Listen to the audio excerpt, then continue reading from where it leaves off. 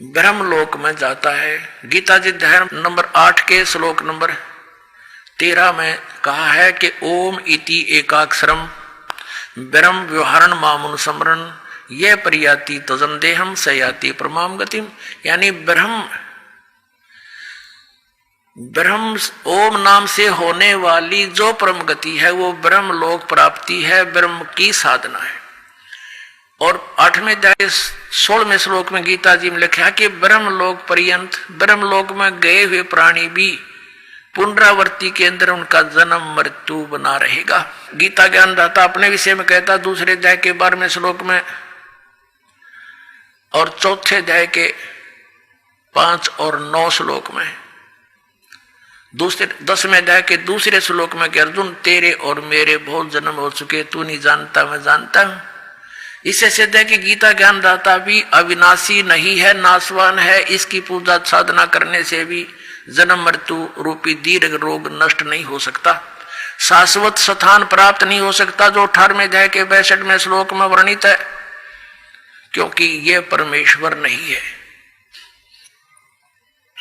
इसलिए गीता ज्ञानदाता 7वें अध्याय के 18वें श्लोक में अपनी गति को यानी ओम नाम के जाप से जो ब्रह्म प्राप्ति है उसको अनुत्तम कह रहा है। इस यानी घटिया है, जन्म मृत्यु का रोग कटे नहीं तो अपने आप अनुत्तम है, उसका क्या व्यूज। और इनसे कोई पूछता है इन आचार्यों से, मंडलेश्वरों से, कि गीता जी अध्याय नंबर 7 के श्लोक नंबर 18 में गीता ज्ञानदाता अपनी गति को अनुत्तम क्यों कह रहा है। ये कहते हैं यहां अनुत्तम का अर्थ जैसा तुम जानते हो वैसा नहीं, जिससे उत्तम और ना हो। अरे भले व्यक्ति हो, अनुत्तम के तुमने अर्थ बदल दिए, शब्दों के अनर्थ कर डाले। उत्तम माने श्रेष्ठ और अनुत्तम माने बोला जिस तो उत्तम और ना हो। ये व्याकरण बदल डाली इन लोगों ने।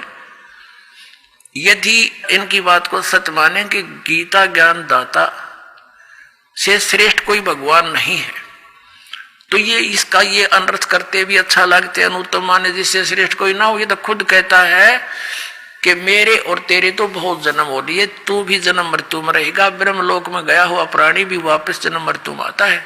गीता जी अध्याय नंबर 15 के श्लोक नंबर 1 से 4 का सारांश है कि तत्वदर्शी संत जब मिल जावे उसके पश्चात परमेश्वर के उस परम पद की खोज करनी चाहिए जहां जाने के बाद साधक फिर लौटकर कभी संसार में नहीं आते।